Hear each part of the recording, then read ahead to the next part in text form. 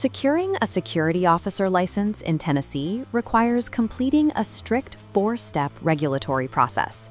This graphic breaks down the baseline demographic criteria.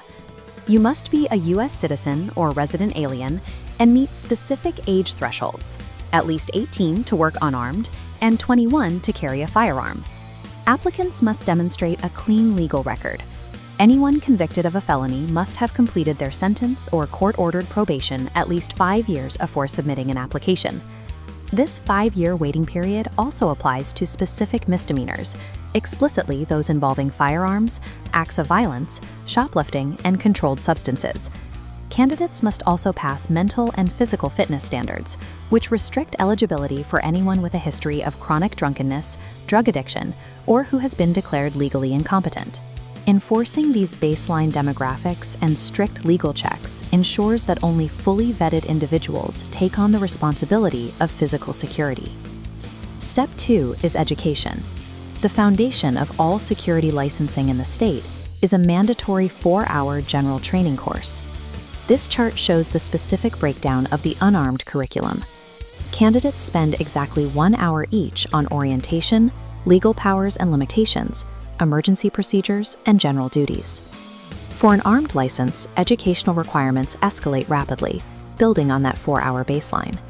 Candidates complete an additional 12 hours of firearms instruction, split into 8 hours of classroom legal theory and 4 hours of practical marksmanship on the range. To pass, candidates must score a minimum of 70% on all multiple-choice exams and the live fire silhouette target course. This tiered training structure scales the required education directly with the increased legal liability of carrying a weapon on duty. Step 3 is a biometric background check. Applicants must submit electronic fingerprints to initiate an official criminal history review by the TBI and the FBI. Step 4 takes place online. All licensing applications must be submitted through the state's Central Core portal. During submission, candidates upload their certified training documentation alongside a recent passport-style photograph and pay the required state fees. Once the application is complete, guards must carry a printed proof of their submission on them at all times. This receipt acts as a temporary license, allowing them to work immediately. The state typically processes the background check and mails the permanent guard registration card within 2 to 4 weeks.